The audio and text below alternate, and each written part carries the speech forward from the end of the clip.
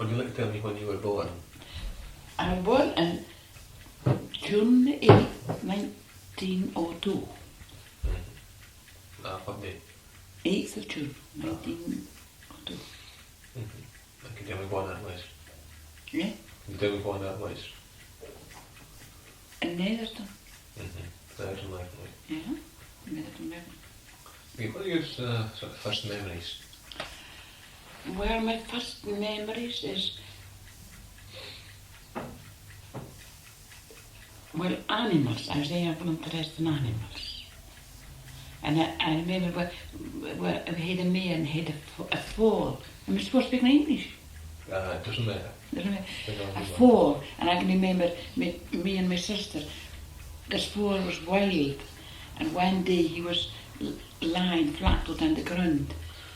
And we just went up to him, took hold of him. And ever after that, then he used to come running to us. We held him and clapped him. And then I'm very interested in animals and the crafting. And I can remember the first day I went to school. That would have been 6. I would have been 6-year-old then.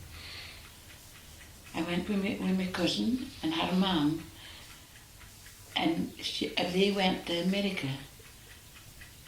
Vancouver. We went to Vancouver in 19... I think it was 19... What would it have been? Maybe... Well, she was 11 years old. And she was the same age as me. And then, up to my school years, well, I remember we used to have to come home at night and go to and hold daddies. And we used to have to, maybe in the mornings, in the summertime, before we went to school, we would have 2 runs of pigs home, carts and horses, of course. And we would, and that was when I was just a young lass, before we left school. And after that, then I just worked on the craft. Until I went to the gutter. Yeah. Which was, because we had to work for 4 pence an hour and 6 pennies for a barrel of herring we packed in the day. So it really was nothing. But then things was cheap then, which made all the difference. And then I just grew up in Netherton, and we shifted from there up to Leask, just where you say. And then I married to there, and I've been here now 57 years. Comes the 10th of October since we married. Okay. And I've seen a lot of changes in that time. Can we go back to your sort of school days? What like was school now? Well, I can remember we sat 3 at a desk, and we had a very strict teacher. We didn't speak to each other, but she saw that we learned lessons. And we started, I don't know how they start now, but we started with the alphabet. And sums was my worst subject. I loved dictation, spelling and writing, and geography. And I enjoyed my school days, I really did. But we had to walk we done there at Netherton right up, and even with very bad weather sometimes. But I really enjoyed it. What sort of writing materials did you use? You used a slate? We had slates, pens and slates, and then we had what we called copybooks, lined copybooks, where we got the dictation. Discipline in the school? Yes, but we were disciplined, but she was a very strict teacher. She was very good. And Miss Hay, she was very good teacher. While we were disciplined, we dared look to the side. We didn't look to the side, we didn't speak which I think was the right thing. I think that. So we had to pay strict attention to the lessons. What do you do during your playtimes? Well, we played, we had a nice garden, called a garden, Yeah. from school. We just played different things. Skipping was, I can mind, was the main thing, skipping. Because the boys were separated, they were in the back place. But I enjoyed my school days. I did, really.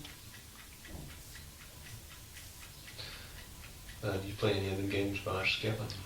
Well, skipping, I just cannot remember what. Oh yeah, we had lots of games that we, hide and seek. We used to hide and seek, and skipping, and well, what you call the ring of roses then. I cannot remember really what it was. Just a ring dancing around and singing something. Yeah, we had lots of games. Not like what they have now. That's all listening to radio.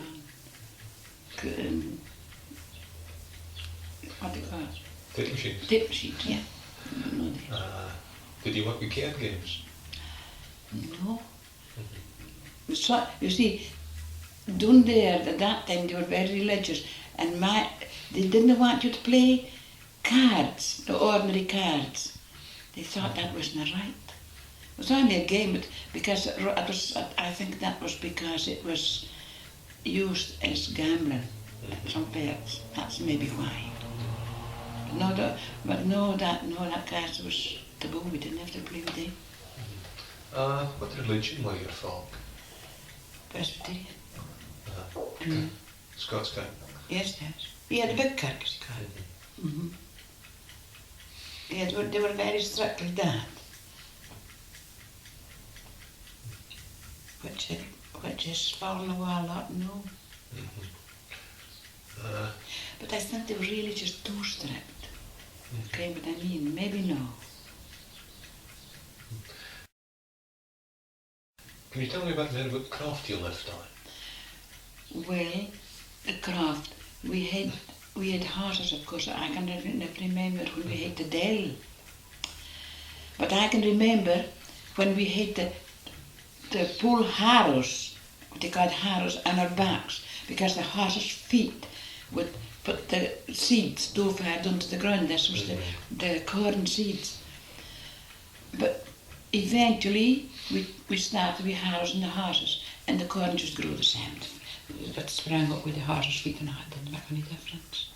But I can mind that.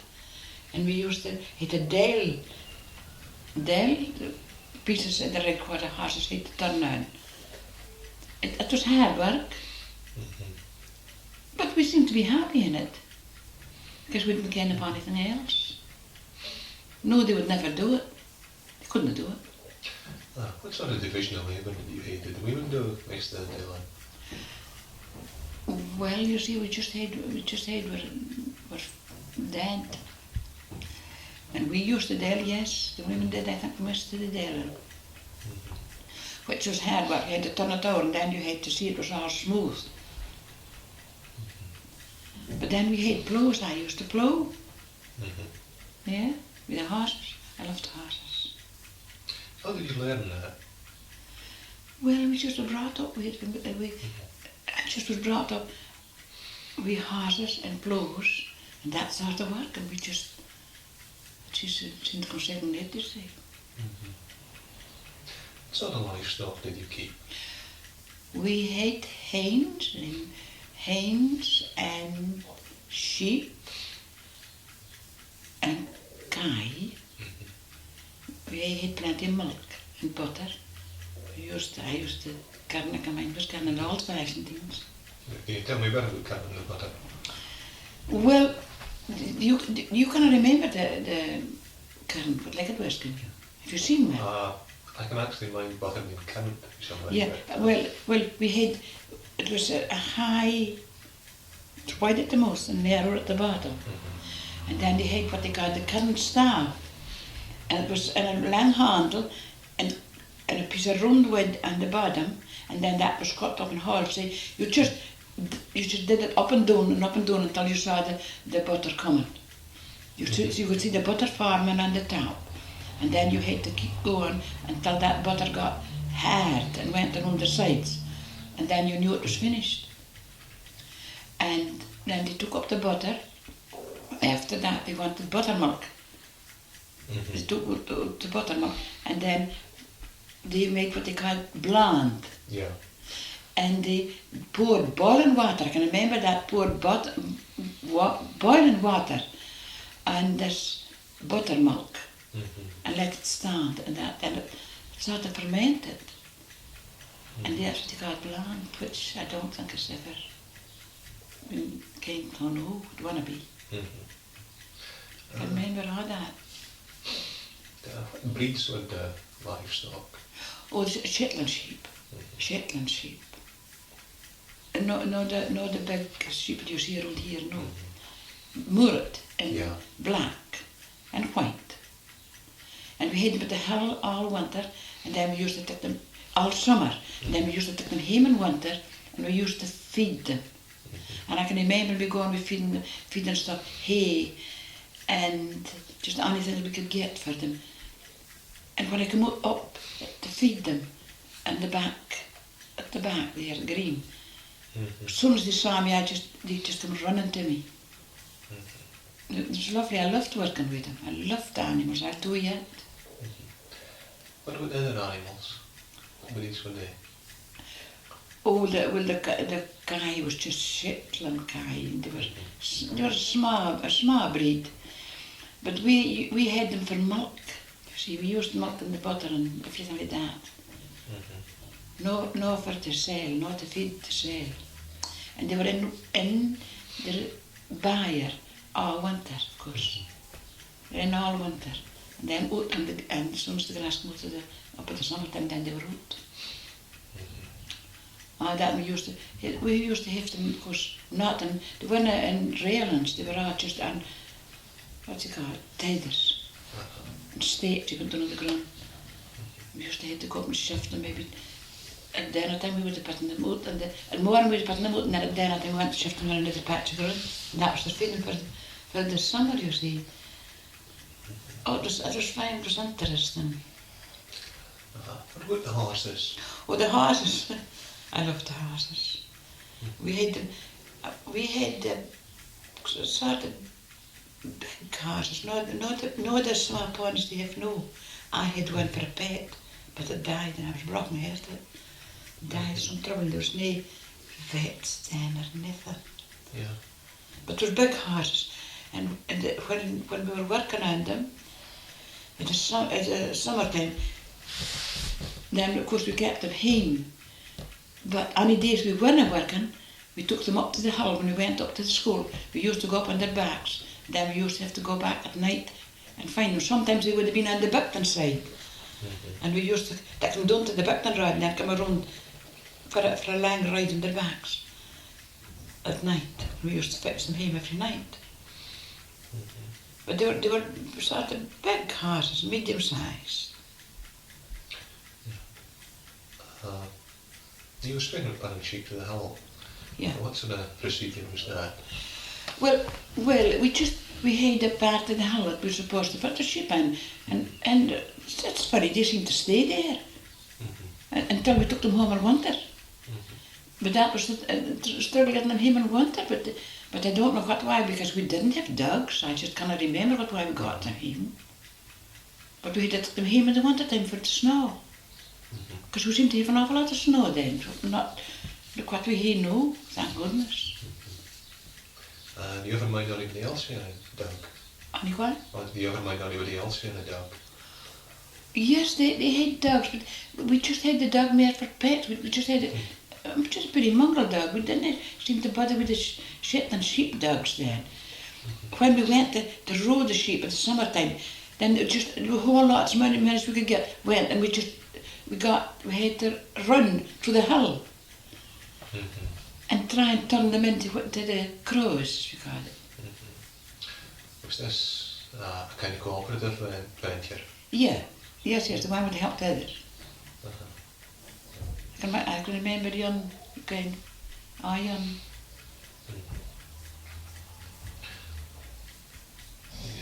There were no vets nowadays, obviously. Well, I can't remember.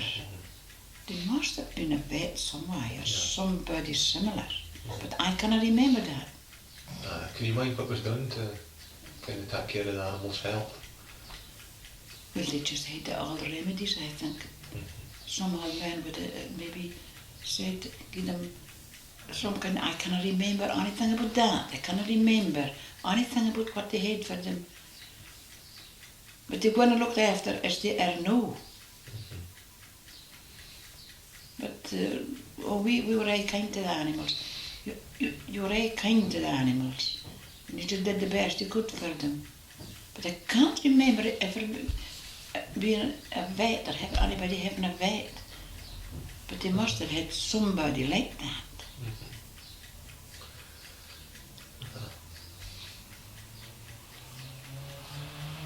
Can you tell me a bit more about your home? What do your parents do back often? Eh? What do your parents do back often? My father went to the fishing and sailboats. I can remember that.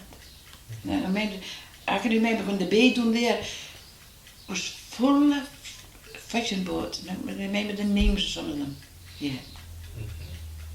And it was lovely. They were lying there, they would come in on Saturday night. And then Monday morning, the other men all gathered together and off they went. And I can remember when it was a calm, they couldn't move. They couldn't get up because it was just sails. They had no other way to get out the most of the harbour there. Like the bay. What did your mother do? My mother just was just wrapped in the craft. She never did anything. The women didn't work then nowadays. They did nothing to work at. And the fishing, I can remember my mother saying, one year my father had £3 for his winnings. But you see, we lived more or less off the craft. And we had hens, we used to sell the eggs. A dozen eggs, I don't know what we would have gotten for them. We would have, or maybe we had maybe 2 dozen eggs. And got a lot of meisjes, a basket of meisjes to be there. It was hard times. But they seemed to manage. And you had to bake most of your bread. Until the shops came, started to come around. The vans came. Yeah, I can remember a bake shop down at the Badies. In Campus Sandwich. And I can remember when we were young, every Christmas we got a cake, corn cake. We thought that was just a treat. Can you tell me how Christmas was celebrated? Well, very quietly. Very quietly. We used to hang up our socks. We would have gotten an orange and apple and maybe a few sweeties or something like that. That's just because they didn't have it, but we enjoyed it. We seemed to enjoy everything then. When we were young, you can. How was New Year celebrated? They used to go guys New Year's. They used to go guys. I can remember just now as a young, very young. The guys used to dress up in sailor suits. I don't know why. White sailor suits. And coming round, they would have been, say maybe 7 or 8 at the time, and coming round the houses and come in and danced on the floor. That was New Year's. Do you ever do any of that yourself? No, we never went that kind, because the war came when I was in that kind of, put the damper on everything. Because all the young boys was war, Leveling suffered heavily in the war, for the size. Did.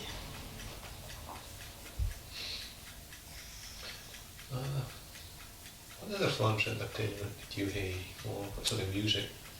Well, we had maybe 4 or 5 dances in the year up at the school, and that was just at the time, you might say, for the season. We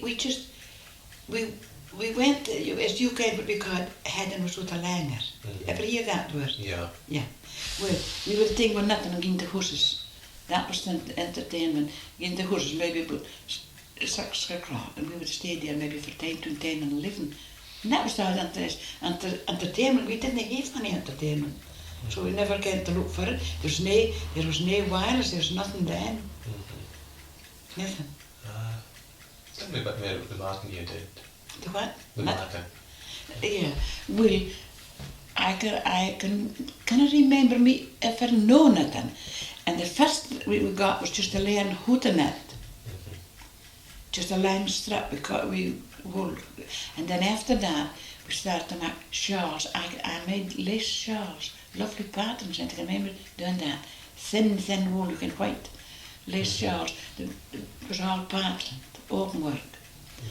And then after that, Fair Isle came. I think I would have been maybe in the first of my teens when we started to knit Fair Isle. And that up to no long ago, that Fair Isle patterns. And we used to knit shawls, hats. But the price was maybe for a Fair Isle jumper, we pattern at the cuff and the bottom and the neck. We would have gotten 5 shillings in it, 25. That's 25 pence, no? For that. But you could have got a lot of messages for that. Yeah. Did your mother knit? Yes. She spun. She spun, carded, spun. All were knitting then, before the wool mills came. But the lace shawls, she spun all that. Had to card it and then spin it. We oil, they had to put it in some kind of oil that they used, that kind of, for the carding. They put that down the card. I wish I'd kept that old things. I don't know what came out that old things because it was antique, no, it would be. Did any of your male relatives knit? Eh? Any of your male relatives knit? No. Your dad did, I can remember it. Oh, my grandfather. Your grandfather? Yeah. Yes, knitting Fair Isle. My understanding you're a lovely knitter. And I don't see why they shouldn't have. I don't see, I can mind that. He can knit Fair Isle. That's right. Was Fair Isle an innovation when you first started knitting it? What do you mean? Was it something that they'd been about and they'd been done, or did it just... Was it something that they'd been about and... No, not then. It was just confined to Fair Isle for a long while. But when I came out first, it was difficult learning it. Because we were maybe 14 or something like that when it came out. And then we had to dye the wool, to dye it. But it was very interesting when once you started. But I can remember the first one I knit, I says, I'm not going to knit another in this, but I just was, I was frustrated, I couldn't get it, I couldn't see who the pattern, but once you started, you soon got used to it. You could knit it all with your blind eyes after. And it was good pay, you got good pay for the Fair Isle. That was our livelihood, you can. Yeah. What did you learn the patterns from? Well, that's what I cannot remember. We must have got, well, they had books. Yeah, they had fair books, and they must have come from Fair Isle. Then we got books, you can, all of them, well, you'll have seen them. Yeah. And we knitted half the books. Before we got used to it, of course, once you had a pattern to, then you could knit it, you didn't need the book. You soon picked it up. What did you sell your knitting? Oh, we used to, my mother used to have to go to Scoosborough. I can remember she had a big basket she put on her back, and we used to knit that from the chores for the Fair Isle camp. And then we knit what they called Spencers. And she had to go right across the hill to Scoosborough and take that on her back and come back with a basket, a great big basket on her back, messages. Got right across the hill. Did you ever do that yourself? No, no. By the time we were up older, then the shop started up in Leask, St. Shop, and she used to buy horses. We went there right after that. Did you get paid in cash? No. We just got messages. Just got messages. No cash. No cash. And my granny, I can remember my mother saying, I think she was over 70 when she got a 5 shilling from the old age pension from Mouat first. She lived until she was 85. And she had never had money in her hand before. She had never had money. Yeah. It just lived off the craft with the old fashioned food again. Yeah. I don't know what it would have been. Fine. Well, do you know how I didn't do? No. I don't know. Can you tell me a bit about medical care when you were a bairn? Well, let's see, what can I say about that? We'd had a Dr. Emery in Livestock when I was just a young lass. Dr. Emery. I can't really remember because we never seemed to need much medical attention then. Can you mind any sort of epidemics when you were a bairn, like? I never had measles something? until I was here. I was over 30 before I had the measles, and I had the scarlet fever when I came here. We had whooping cough, I can remember that, but we never had a doctor, and chickenpox. But we never had a doctor, it just was bairns. They said bairns trouble, so we just struggled on our own. Can't remember much from doctors at all. Can you mind the school being closed down for any sort of illness or anything like that? No, can't remember it ever being closed down. No. That's fine. No. What sort of diet did you have when you were young? Well, we had porridge, and my mother used to bake the bread, and we had plenty of milk and butter. Ate our own produce. Yeah. Okay. Did you work with things like bear meal? We had bear meal, we didn't like the bear meal. But flour, we used to buy a whole big bag, 140 pound I think was up inside of that bag, flour at the time. My mother used to bake, and it was lovely. Bake. We had an open fire for a long while, but you had what they call a Dutch oven. You could take the brands out of the fire and lay under this oven, and then you could lay it on the lid and bake a lovely big, sort of a in there, in that Dutch oven, just about the size of our ordinary big pan. And then we had plenty of milk and eggs, buttermilk. Oh, we never were stopped for food.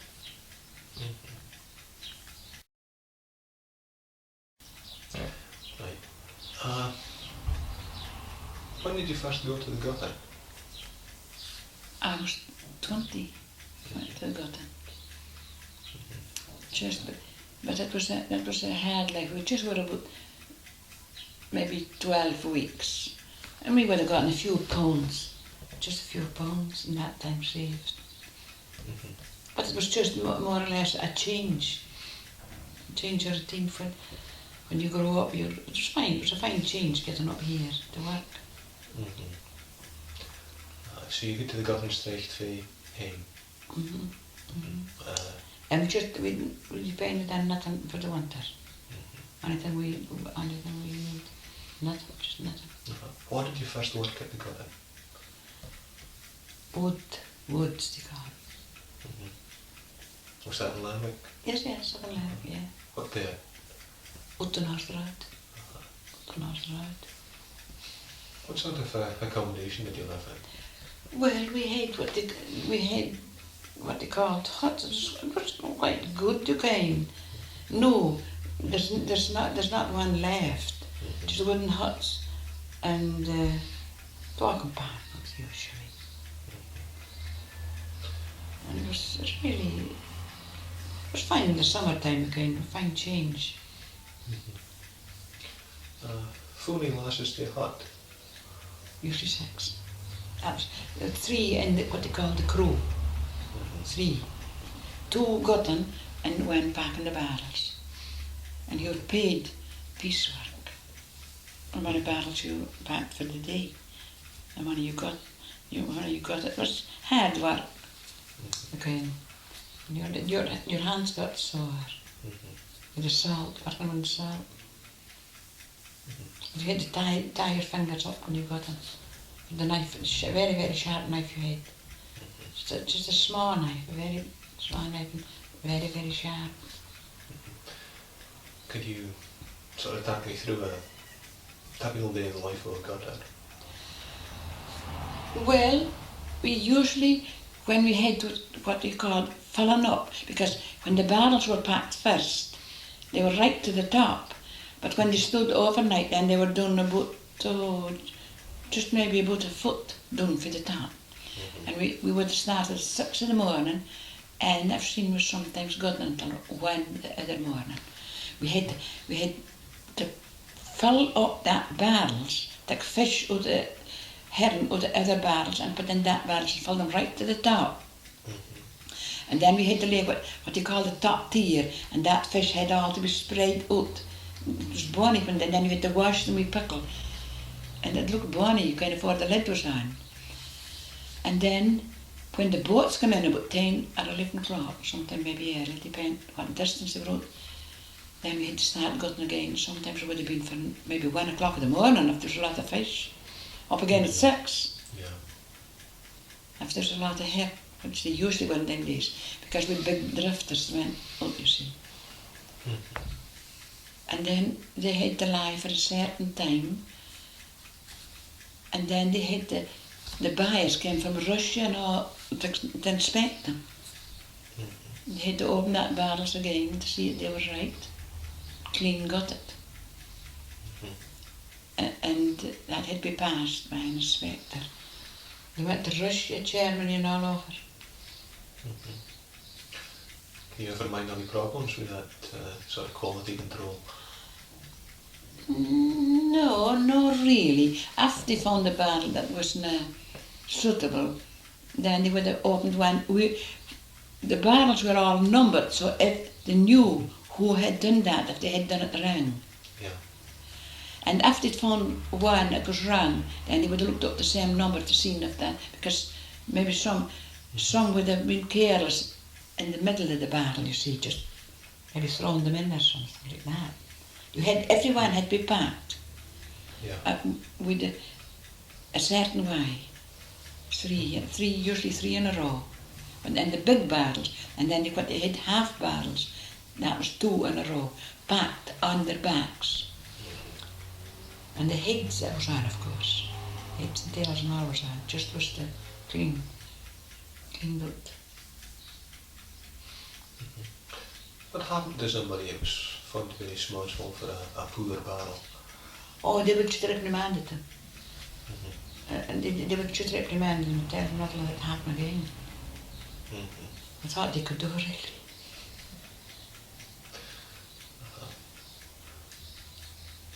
How did a team of gutters get organised? Get organised? What do you mean by organised? Were you sort of putting together by the management? Or? No. You could choose your own partners, anybody you wanted. No. You could take anybody you liked, say the 3. When we went first, we didn't know anything about it at all. But you soon pick it up. You soon pick it up once you've been for a few weeks. Oh no, you just organised yourselves. 3 you wanted to go with, 2, 3 together. And they were main gutters. Irishmen used to come up and gut. For the Republic of Ireland. Yeah. Did you have any contact with them? Yes, they were very nice to work with. 3 men would have been together in a crew, as we call it a crew, Oh no, they were no good at all. They were very, very pleasant to work with. And of course we had coopers, we did all the work, the hard work, the barrel work. But we used to have to push those barrels and lay them, and then they'd be lifted high up. The coopers did that, of course. We had to help sometimes, we maybe didn't lift much, but that was interesting.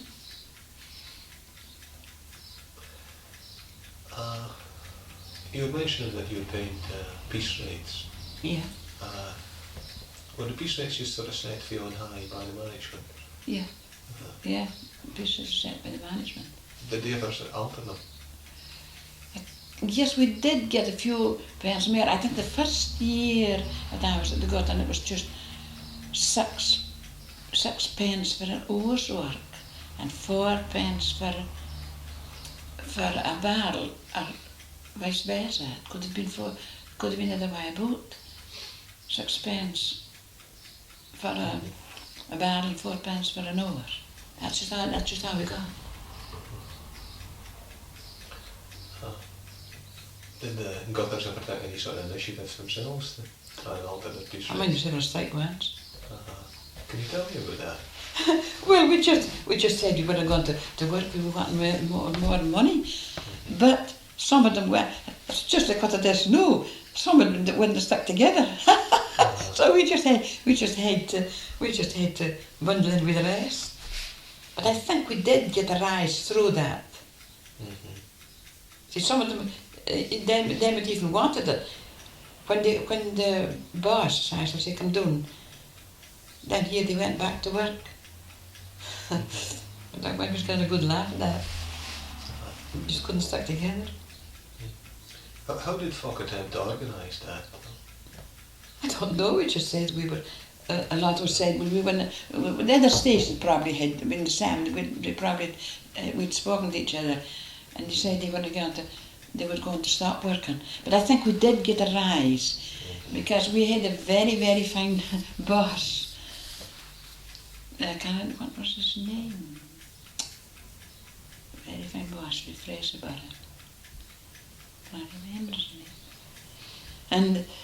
But we did have fun over it after, because we went just for a walk around, and when we come back, he says, I didn't think my women would do that, he says.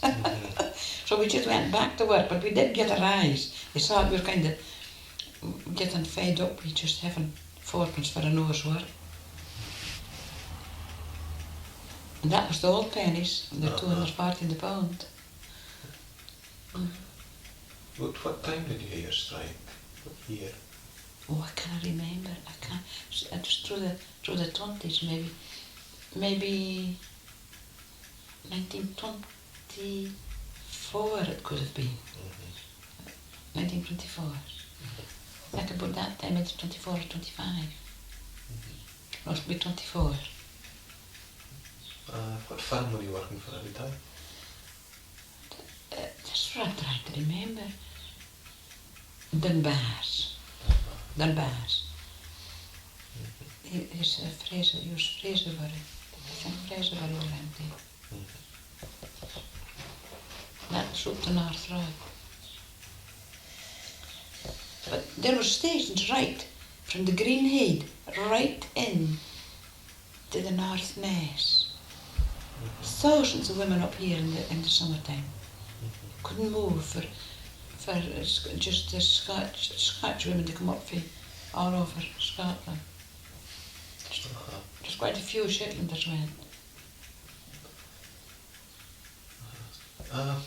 Did you have any sort of social life at all when you were working at the gutter? No, not much social life. We maybe went to the pictures occasionally, or had a dance occasionally here and there, but no. We just used to walk around, and it was fine weather, we used just to sit around when we weren't working. But we were really busy most of the time now. Really busy. What's your first memories of Eric's cinema? What's my first memories of? Well, Borough Road was Lerwick, that's where it ended. Borough Road here. And up no, where we are, and down here in the park, it was all parks, and the fishermen spreading their nets. And then there was a dairy up past here where we stay. And Borrera, that was the rest was just for fields. And a horse and cart, big horse and cart, that going around taking up the ashes. And now everything is modernised.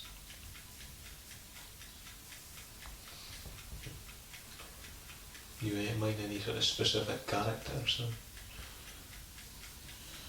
Well, Walter Willie. What did he do? Well, he just wandered around. He was a character, and Johnny Mouat, the bellman. Walter Willie just was I sitting down around the pier with a pretty dog. The pretty dog he could be. And Johnny Mouat, the bellman. Do you ever mind him making any announcements or anything like Yeah, yeah. Ringing his bell and oh yeah, oh yeah, oh yeah. Oh yeah, the women going around. What was he dressed up in? Johnny Mouat? Yeah. Well, I seem to remember him in a brown jacket. He was quite well dressed. His son's living here yet. Quite well dressed. And he was a fine, pretty man. I can mind him. Just he was the tone crier there.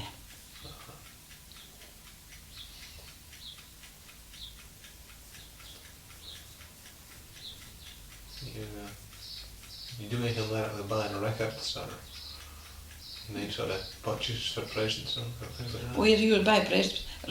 We didn't even have a gramophone then. There was gramophones. You got getting with the Yeah. like with the big In the horn. horn. Couldn't make the car. I can remember I had an old uncle stayed up in Offerton, and he had a gramophone with the records round the records. You couldn't touch them. You had to put them in with your fingers like that. Hold your fingers like this and put them in, so you didn't touch the outside of them, and then that would erase it. Like mine was going listen to what was the old Scotch man that used to sing, Harry Lauder. Harry Lauder. But no, it just would be a screech, you can. Because we thought it was just great, because we'd never heard anything like that.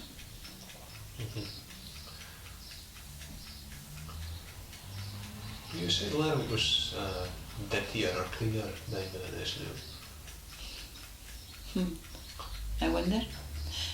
I know one thing, the streets was much cleaner when they had the scaffies going about with their barrow and the shovel. Much cleaner than what it is now. Because there's an awful lot of papers flying around now. And because they want to be putting in a letterbox or sticking in their pocket till they get home. I would say when the scaffies was around that it was cleaner, definitely. That's my idea, maybe wrong. Lerwick was largely coal-fired at the time. Pardon? Coal-fired. Oh yeah. I'll call fire, I'll call. How did that affect it? I don't know. It's a lot of smoke around them. But the coal was cheap then. Half a bag of coal, I mind me, for £1 and 9 for half a bag of coal. No, I don't know what it is, maybe £8. But I can't remember. There's a lot of smoke about because everybody had they're mostly electric. Mostly all electric. There's not as much smoke around.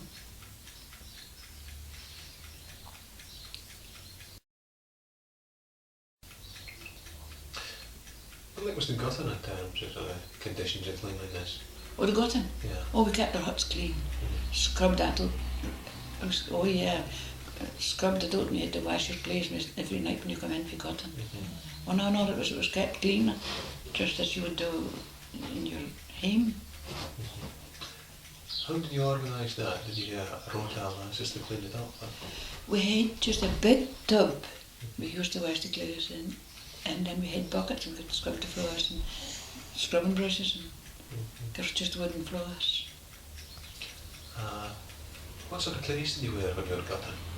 Well, we had oilskins, we got what they call oilskins that just covered you, the front, all the front, and around the back. Yeah.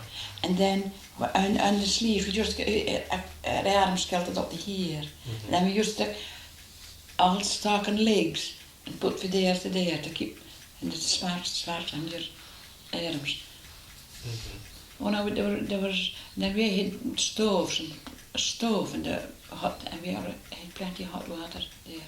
Hot when plenty of coal, we got the coal for nothing, you see. What happened if somebody got injured while working? Oh, well, they had what they call the hut that you used to go till you get your fingers seen till if they were sore. It usually just was your hands that were sore with the salt. Yeah. Yeah, they dug down and last you. And they had what they call new skin. It's something you poured in that hole to keep it covered up and the salt is smart in it. But they said it wasn't good because they couldn't heal and then you had to take it off. It's only healed up again when you got a few days. Maybe you went working. It's only held up and then we had barrier cream we used. And that was just to keep your hands. They were wrapped up, your fingers were tied up.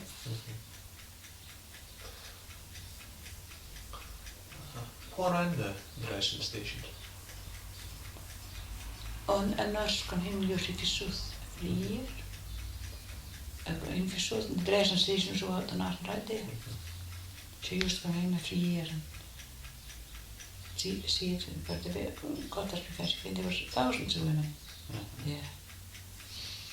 They got the rest hut. That's what they called it. What organisation paid for it? That's what I don't know. I don't know that. It's all free. It's all free. Wouldn't I just wonder? If the curers did, I just don't know that.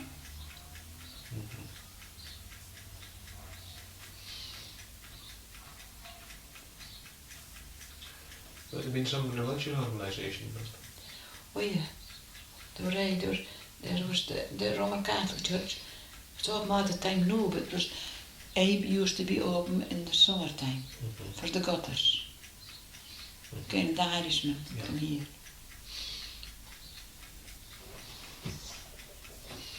Were the only Shetland men involved in the gutting as gutters? No. Mine never got it. Coopers again, but no gutters. Well, the coopers was supposed to be well paid then. £3.5, and we thought that was just a big wage. That's what my man got when he was working. And then he took it down to £2.15. We wouldn't go far nowadays with it. No. What sort of religious life was like at the gutting? Oh, well, you Sundays, you didn't work on Sundays, so you could go to any church you wanted. Could go to any church you wanted. And a lot of them belonged to the Scotch ones, belonged to the Salvation Army. I can mind them going out and with the uniform on.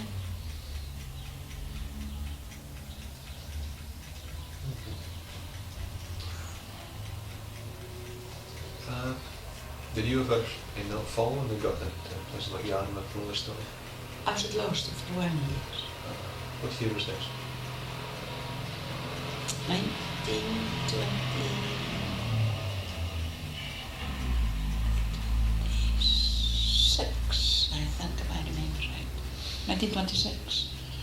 It's fine down there.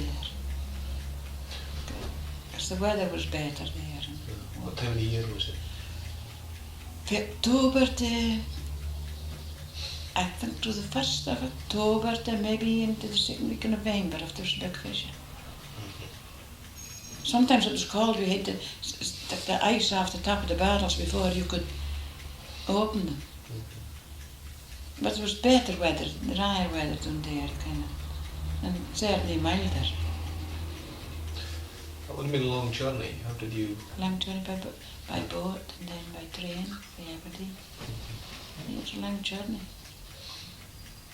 Not all boats then it was. What can you mind about Shetland there? Were you there with a lot of the Shetland lasses? Oh yes, we all travelled together. And the coppers that went down along, when your first year now, we all went in the train all together because we didn't know anything coming off of this island, trains or anything, or where to go. But I sent coppers with you to guide you, I should say, before you got there.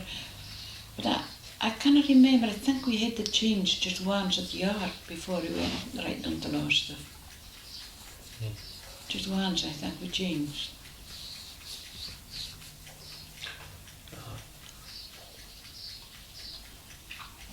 What like was Livestock once you got there? It's nice done. Very nice. I enjoyed it. We were down there for about 6 weeks and I enjoyed it. But we worked on what they call right down, and the sea seemed to be up. The decks keeps it hours. Down in Livestock. But we got some very, very bad wind down there, and the Deans, I think they call the place. Yeah. What sort of things were provided for you in Livestock? Well, we had to look for lodgings when we came there, and we really got good lodgings. She was a very good cook, very clean. The six of us was there, very good. How much did you pay for that? You came? I can't remember. I can't remember. We got a certain amount, you see, to pay the lodgings, but I just really cannot remember how much. It wasn't much, but I cannot remember what it was. We had to pay her every week, and she really was a good cook, and nice beds and everything. Did you find out about your lodgings now one a month? We just asked when we got there. We just got around and asked. They would have given you maybe dresses to give, they'd ask what they'd been before. I can't, but she was very good. I just was 1 year down at Livestock.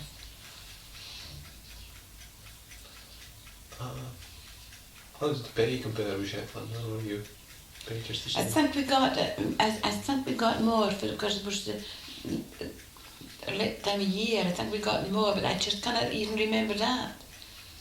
Can't even remember how much we got there, but I think we did get a few pennies more in the barrel.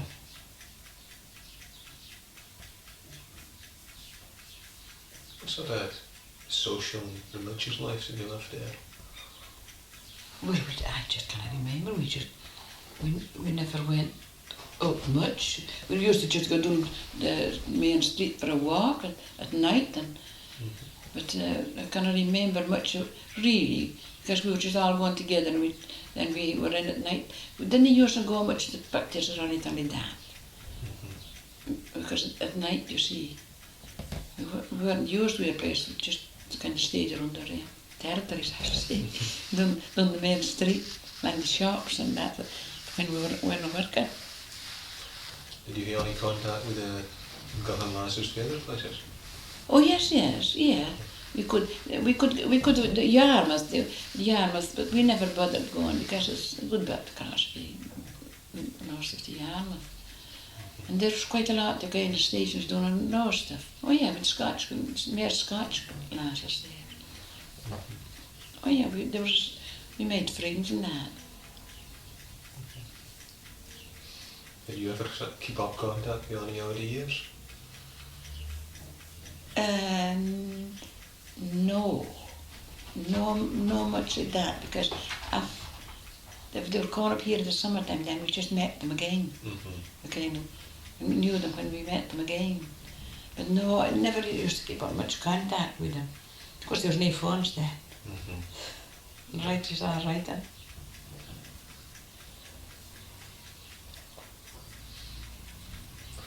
What do you like a Skirkin yarn in Livestock? Eh? What do you Skirkin Livestock? So Kirk, yeah. it's our English. Our English kirks. Meer than the Scotch. I don't think none of that we knew English kirk.